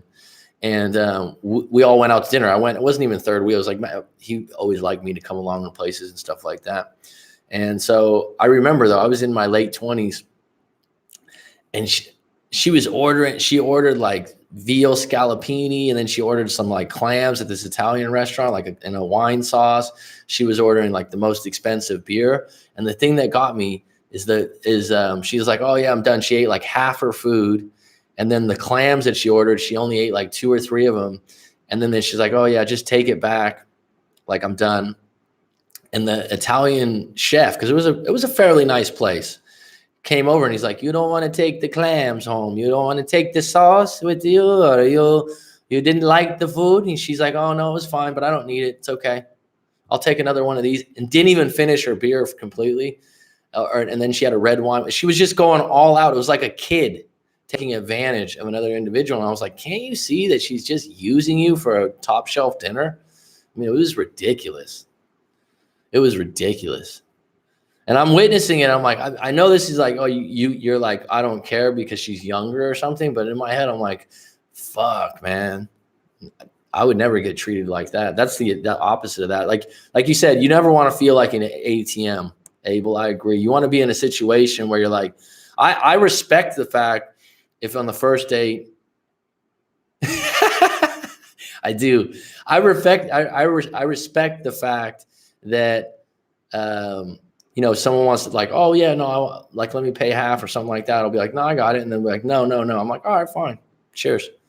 Cool. We go out again. We go out. That's someone that you have a good connection and has a lot of self-respect for themselves. But someone that's just going out of their way. I remember there was a girl, I was coming back home from Thailand.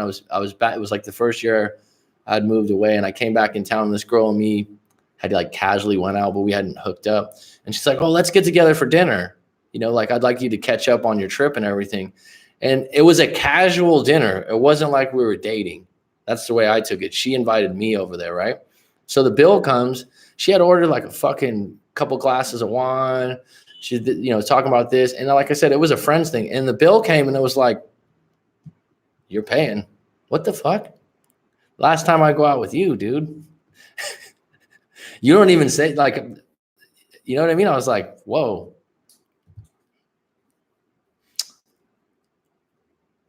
I didn't invite him at all. Okay. I do good impressions. You were asking me Brand New Skinner about Brand New Skinner has good questions sometimes. He was asking about like a hidden talent that you wouldn't know about, like someone sings or draws, which are 2 things I do horrible. But impressions would probably won't be one of them. She invited me. And it was like fairly good place, medium range. That's quiet forward. Usually doesn't work. I laugh out. I know someone that happened to. The guy was drunk and ended up falling asleep in the bed. They called the cops to get him removed. I just had a coaching session. Girl was like in her mid-20s and she was dating online. And she said she went out with this guy. I think I've told this story before.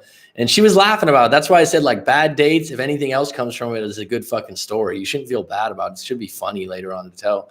And she was like, we go out, and he took her to a family dinner with his sister, his parents, another brother and sister or something. She's like, there was like 10 people there, and she was a single mom. So they're like, oh yeah, you're a single mom. Tell us about your kid. They were asking all these questions. She said it was a fucking first date from online. She was like, I couldn't even leave. And then on the way home, yeah. And then on the way, and I'm laughing when she's telling me, and she's giggling too, but she's like, in the moment, I was like, what the hell? Because she couldn't leave, right? So then she goes, on the way home, he's like, yeah, did you want to come over and have a drink at my place? And she's like, no. Yeah, awkward as fuck is right, dude. I mean, but the funny thing is, like I said, the value in when you're broken up and going on a bad date and taking a shot, if the worst date comes out, you have a good story to tell, right? You have a good story to tell. It's like, it's funny, right? It's funny. One of the I think one of the date I was just the drink at my place line, I want to get laid. Oh, you're saying if someone goes, hey, you want to come over to my place for a drink? Yeah, I guess so. I guess it translates that way. That's funny. But I think I couldn't, when I asked people to say, what was your best date? I'm trying to think of what mine was. Mine was probably the girlfriend that I was with for a few years. We went out for her birthday, and it was when we first started dating, went to a nice restaurant, no high expectations, and just had a good time. And she was kind of, looking back, she had an issue with one of her friends, so she had to like talk about that. Maybe that's when I started my counseling ideals. But that was a really good dinner and a really good time, and it just flowed nice. I think when you have a really good date, it's not that there's anything like particularly like outstanding or wonderful. It's more like everything just flows. Like there isn't very many awkward moments. There's like this good conversation. You're sharing a lot of things. You're relaxed. I know one time actually, because I think of myself as someone that kind of talks loud sometimes. This is some reputation Americans kind of have, right? And I've kind of dialed that back. And we were in a public restaurant. And this girl I was with was so fucking loud. Everyone was like looking at us in the conversation. I'm like, wow.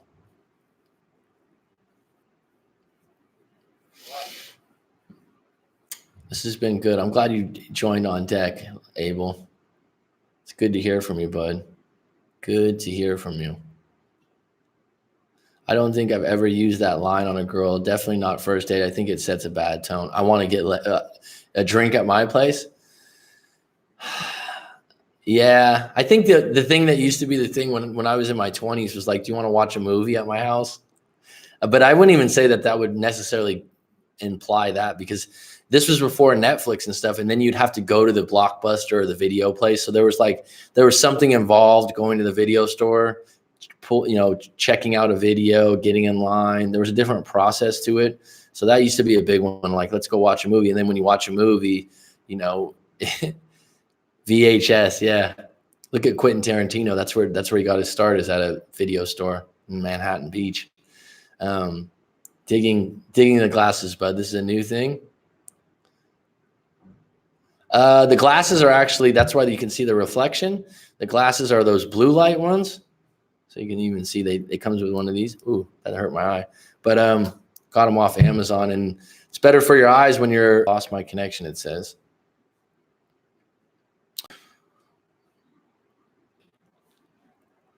Late fees. Sorry, lost my connection there, it said. Been doing the live streams a lot, Abel. And this week I've done it every day for a week. So it's a little bit of a different approach. Sometimes there's 10 or 15 people. Sometimes, like today, there's 5 or 6.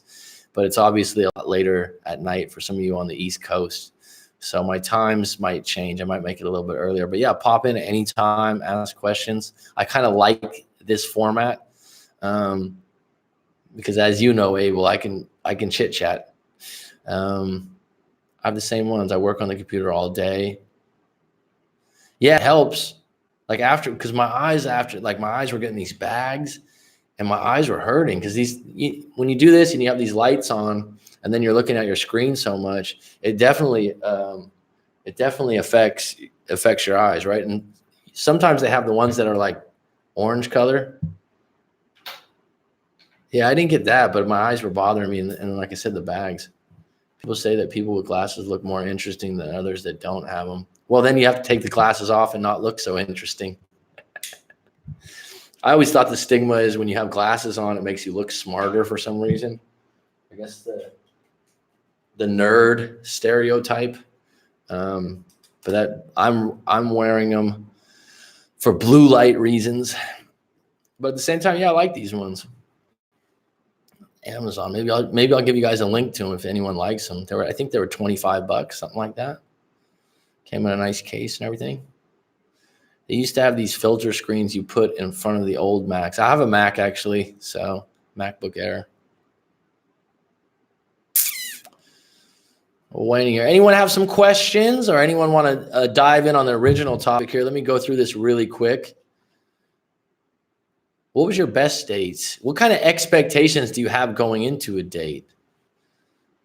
My idea is that your expectations should be neutral. It should be to have a good connection and have it lead to something. Actually, you know what? I've thought about my best date probably. And you're probably going to be surprised by this. And I've mentioned it in other videos, so maybe it's redundant for some people out there. Are you ready? You like when I start my stories here? One thing I do is I share a lot of personal stories.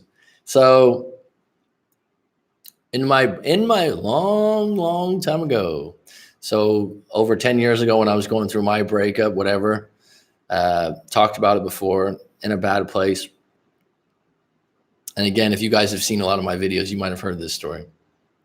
But now that I think about it, this was the best date because of the result that came from it. And it didn't have anything to do with them becoming my girlfriend or a long relationship or even having another date with them. So a friend of mine knew I was actually the same friend that had pretty much hooked me up with the girl that I dated before that was a bad situation, which I've already discussed earlier in the live stream. So he goes, hey, Mac, I got this girl. I think she was in her mid to late 20s at the time. And she was a Japanese national. She's from Japan, but she was in California teaching English. I don't know how that works. Some firm that was teaching English to Japanese exchange students or something like that. And so he really liked her and he knew her. And she had a friend that was also a teacher here. And so he's like, let's go on a double date. But my buddy wasn't very good with, like, my buddy was really outgoing, but I don't know if I'd always trust his taste. We had different taste. I'll just put it that way. But he's really outgoing. He's got a good personality. But upon going out with the girl that he was into and he was talking to, she seemed like she had some long distance relationship going. So she wasn't very interested in him, and she was cute and she was friendly. But the friend that she brought to kind of meet me, I wasn't interested. I wasn't attracted to her. She wasn't very talkative. She was very quiet. But here's where the good part gets. So we went out to a nice restaurant, and it was cool because looking back, I haven't really been on a lot of double dates. But the friend I went with, he's just a really good friend. So I like hanging out with him. So we went out, had a good dinner at a nice Italian restaurant, went to like a bar for a beer after. But during the dinner, she says to me, oh, so what are you doing right now? I'm like, oh, I'm in real estate and this and that, but I've always wanted to be a teacher. She's like, oh, wow, you should go to Japan or Korea and teach over there. You have your degree, you have this. And I was like, I've heard of that before, but I haven't really thought of it. And she starts explaining to me about teaching overseas and whatnot. And I'm like, wow, that sounds interesting. Put it in my back pocket, save it for later and thoughts. And it was interesting to me. And then we went, like I said, had a beer somewhere else. And I really liked her better than the girl that was, supposed to meet me. But she was taken. Like, I could tell that she had some other things going on. And my friend liked her, so I didn't pursue that. But that night, I went home, got on the computer, and started researching teaching abroad. And what did that lead to? It led to me living somewhere near a beautiful beach for 9 years later. So that was probably my best date, which ended up, at the time, it was maybe a bad to neutral date, because we didn't have a bad time, but it didn't work out where I ever wanted to hang out with that girl again or transpire into something. But because I made a connection, I made good conversation, came home and I was like, you know what? I'm going to look at Korea and Japan as an option to go teach over there for a year. Then I came across this place called Thailand. I'm like, that's where they made the movie The Beach. I want to fucking live there. Started researching it, and the rest is fucking history. Best date. I think people don't differentiate between expectations and standards. Everybody should have standards, but maybe temper their expectations. That should be a base standard, man. I agree, Abel. Well put. Well put. The expectations are to have no expectations. Having expectations must most of the time fail. I'm saying that you're going to have your standards or your principles, whatever you want to call that, where you're like, if someone, like, for example, for me, one of the big things is if you go out to eat with someone and they're really rude to the staff, that's a no-no for me. I don't like people that are rude to staff people.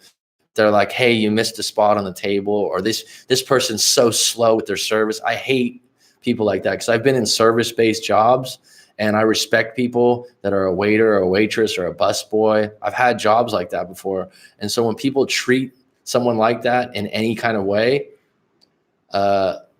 I can't stand it. It's just like immediately I'm just like, you got character flaws. And I'll be honest, I haven't had it happen really that I can think of where someone's been, but I've been out with friends or friends of friends before. And it's just like, who the fuck do you think you are? It really like upsets me and gets me in a bad mood. I don't go like I'm going to get in a fight, but it tells me enough I need to know about that individual as a human being, that they're, think they're above someone helping them out, or they go out of their way to get someone to do extra shit and then complain about it all the time.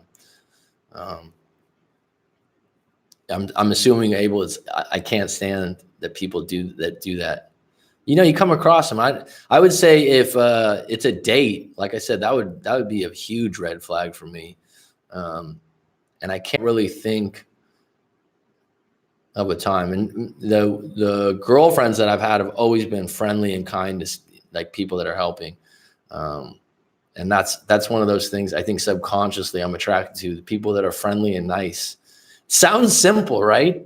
But how many people do you know? How about this one? Let's unpack this really quick, because I didn't even get any responses on that best date story. So maybe that didn't go over well. Mac, have you ever been in a situation where someone tried to get you to help them cheat or lie for them? Ooh. Something doesn't come immediately to mind, but I'm sure. I have been in a situation before. And one just came to my mind. A relative of mine, I don't want to say exactly who, maybe this will, I'm not that there's a ton of people on this, but yeah, he was cheating on his wife, but she knew that he had been doing this, or kind of had like a backdoor agreement. I don't know. I don't want to get involved. I didn't want to get involved, but he would say, oh, just let, if so-and-so calls you, I won't say her name, let her know that we were out last night late together. And I'm like, what do you mean? Oh, because I didn't come home last night. Just let her know that I was over at your place and I didn't want to drive home and this and that. And at the time I was like, yeah, okay, fine. But I did tell him afterwards, I'm like, I don't want to get involved in that, because I'm like, in the future, don't use me in that way for me to be the person in between, because I liked his wife and I didn't want to get involved and I didn't want to misdo the information. And that's his prerogative and that's his life and that's his agreement with her. But I told him afterwards, like, don't do that again. And thankfully, I wasn't asked or I wasn't called directly. I think at dinner one time, it was just like, oh, yeah, you guys have been going out a lot or something like that. So it was very vague. It wasn't exact. So it is an awkward situation. Yeah. But when you get in one of those, you just need to go to the person directly and go, don't do that again. Put me in that situation, because I don't want to do it and it's not fair to me. So yeah, I have had that happen before. Other times I can't remember. I've certainly seen some things, over the years that I've known about that, I'm not going to divulge, right?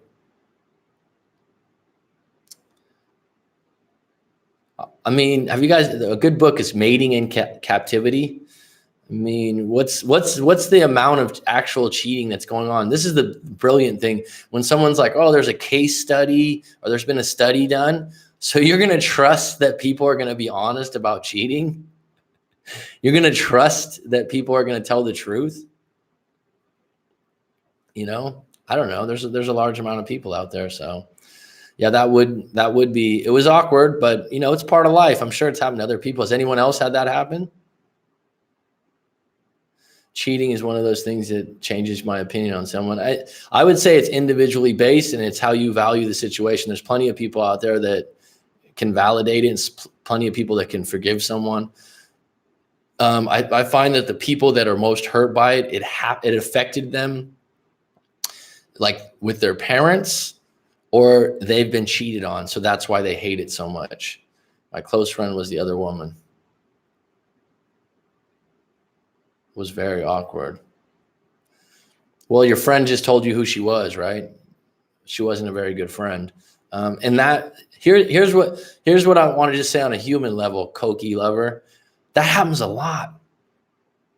That happens a lot. That doesn't mean it's wrong or right. And, you know, like not everyone follows like this set of morals or values. Human beings that are attracted to each other, and you guys are in your early 20s, if you're around each other's energy and you're around someone, a lot of times the person that cheats will cheat with a friend or a coworker. And it's not necessarily like they went into the, you know, job, or they went into the dinner meeting your friend thinking they're going to cheat with that person. But on the flip side, being around them, the opposite sex, and they're attracted to someone, this stuff happens a lot. I think one of my mom's friends has two different stories from my mom. Mom, if you're listening, she listens sometimes. She never says anything. She's like, I was listening today to the live stream. I'm like, it doesn't really relate with you because you haven't been in a breakup. But my mom was telling me that one friend that she had a situation where they were married, I don't know, 25, 30 years, something very high. And the guy left her for her best friend. And her best friend was married at the same time. This shit happens. This happens all the time. And so they knew each other very well and slid into a new marriage quite easily. Imagine the heartbreak in that one. Now I'll flip another one for you. We'll get a little deeper. We've got 6 on deck, but I'm storytelling here. So these are real secondhand stories. So I don't know if they're verbatim absolute facts. This is what was told to me, but this shit happens, right? So my mother, it's common, but I hate that it's so common. Well, it's part of reality, dude. I can't imagine heartbreak after that many years. Oh my gosh, it's crazy, right? But it happens. That's one of those things that's not just the movies. It happens. But my mom's, it might be less awkward if you just accept it for what it is. Acceptance equals bliss. Yeah, I mean, stick with your morals and your values. And I know it's real difficult, but when you start getting into what someone else should do, you don't know the journey they took to get to those morals. Okay. How do you feel about it, Mac? About cheating overall? I think it's a case-by-case situation. I think that people in certain situations, if the individual in the relationship feels like it was a one-time thing or it was a mistake, I'm not going to use the word accident. I would say if it was a mistake and someone's upfront about it and they're sorry and they're apologetic and they're saying I did something wrong, then in some cases, if the other person's willing to forgive and give that person a second chance, it can work. It doesn't mean that it was okay. It just means that people can make a mistake. Now, people that do it from the get-go, or it's part of their nature, or it's part of who they are and how they are in relationships, well, that's something that you're going to deal with over and over again. Okay. On the flip side, there's some people in relationships that are quite open to it. And they don't even consider it cheating. They allow it. If you look at that book, Mating in Captivity, it's a really interesting perspective. I think she's from New York. She's a psychiatrist, and she paints a really interesting picture about cheating. Because if you're really dug in on one side of it, you should read the other side, I would think. What my answer is, doing the work I do and dealing with so many different people, I think it's a case-by-case basis. And I wouldn't just say, oh, someone cheated, they're a horrible person. Okay. If someone, is in a 3 or 4 year relationship, they made a mistake, they got drunk, something happened, and they come clean within days, and they're like, look, I made a mistake. I'm not saying that they aren't in the wrong, but them stepping up and going, hey, I made a mistake, I'm sorry, is the first step in reconciling and saying, this isn't a habit, but I did it. And those people can get through those types of things. But the longer you're with someone in a long-term relationship, the more of a possibility that it is that you could be cheated on. It's absolutely a possibility. And it's done more times than you know, because a lot of times people don't know. I'll just say this. I've had clients before that are in affairs. Okay. And I always say, I'm not the moral police. I'm not going to get into that. I'll give you my honest opinion, but I'm not going to sit here and say what's right and wrong. And those situations, they're very nuanced and complex. Some individuals in a marriage that they're staying together for the kids, and they feel like they don't want to get a divorce for financial reasons. They haven't been sleeping with their partner for 15 years. And so for them to get someone else and keep it from the other side, they feel like it's validated. Went all over that place with that one, but I hope that answers your question. Short answer, case by case in my book. It's not just a flat answer. I feel like 5 times 4 is 19 equals 19 is a mistake. I choose, you're relating facts to a situation that's based on opinions. That's the difference, Skinner. I choose to stay out of it because, like you said, they have their own story and path that led them there. Exactly. The only thing that's factual is math. 5 times 4 is 20. That's not fucking debatable. But the reasons and the whys of someone doing something wrong is opinion based with some facts mixed in. I was in trio of friends, 2 men and a girl. I was in a trio. I'm okay. Where's this going? The problem was that my friend liked the girl, but the girl and me were low key dating, but she kept illustrating to the other guy. I later on told him, and he stopped hanging out with us. That's a weird dynamic. But at least you told him. So he got some clarity and he wasn't, caught off guard completely. Right? The story I was going to tell is that my mother's father, I think they were her mother and father were married for like 20 years. My grandfather, who I didn't know, he passed away before I was born. Judy Jack, you're still on deck. He was a cop, and I think he had a few affairs. He ended up leaving my grandmother for another woman and getting married. And years later, my mom is still friends with that lady, and that lady was telling my mom a story. Oh my God, I had a friend and their marriage just ended after 25, 30 years, and he was cheating on her. My mom's like, isn't that what you did with my dad? Like, she was oblivious to it. People validate things in different ways. My mom was just like, what? You had a problem with that? Don't you remember what you did? I don't know. And who knows the real story? That's the other part of it. I don't know. At the end of my marriage, even when it was really bad, I still didn't cheat just because I thought it was wrong, was faithful until divorce. So cheating is definitely a choice. Yeah, there's circumstances, there's variables involved. People can make a case for it. But I respect the fact that you have your morals. I like the way you framed it, not calling it an accident. Yeah, that's my point. If you're one of those like, oh yeah, I didn't mean to, or you're blaming the other person, no. If you're going like, fuck, I fucked up, I put myself in a bad situation, and I'm telling you right now, it's not going to continue, it's not going to be an issue, and you tell that individual straight up, like, I made a mistake and I'm willing to, pay for it and whatnot, but I came clean right away. That's noble in some ways. All right, bud, it's been real, past my bedtime. Good seeing you. As always, stay cool. Peace out. Peace out, Cub Scout. I haven't heard that. Don't trip, chocolate chip. Right on, Abel. Hope to see you again, fool. Been talking for almost 2 hours straight here. I'm bumbling. Right on, Abe.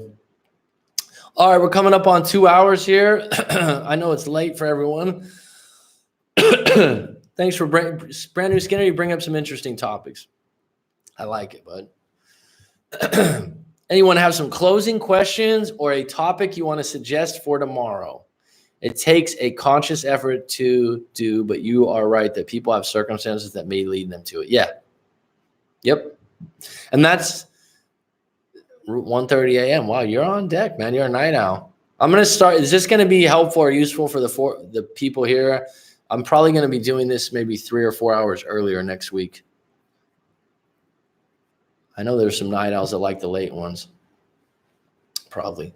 Any topics you suggest for tomorrow? Or any quick questions before I peace out like a Cub Scout? No? This has been good, folks. I appreciate you guys.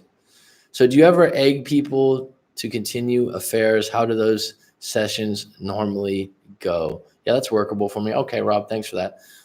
Egg people? No. I understand your question, like encourage or support. No, I listen. I listen to the individual thing because, like I said, what you don't realize is relationships are complex. There's nuance.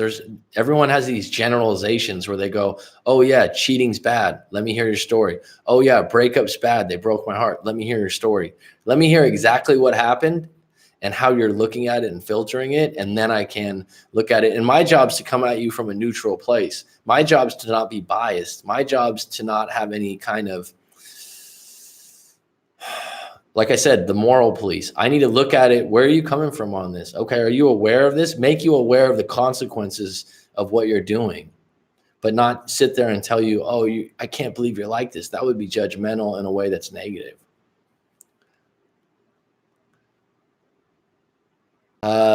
I mean, it's not like that's a common thing that comes up, but honestly, all my sessions go pretty damn well.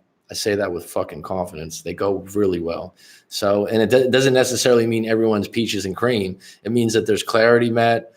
People are able to divulge things that they not normally do. They're able to connect with someone that's not judging them. They're able to talk about something that's sensitive for them. I guess my curiosity is picked because I'd be lying if I said I didn't want to hear stories about it, but I understand their confidentiality. Well, it's a good question. It's a good question, Skinner.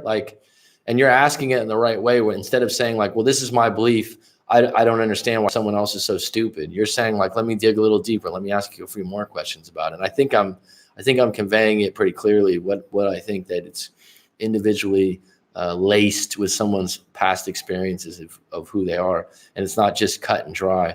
2 + 2 is 4. I like that you use the math because I use that a lot too to convey that pretty much math, even science is mostly a hypothesis that's been proven until it's proven wrong later on. But math is, 2 + 2 is 4. It's pretty hard to like have someone say something different. Everything else is pretty much an opinion based on what past experience and what you know. And you're always jaded by your past experiences. So, anything else? Anything else? Anything else? Anything else? Anything else? This has been good. Thanks. It's been a small and quaint crew, but I do appreciate it. And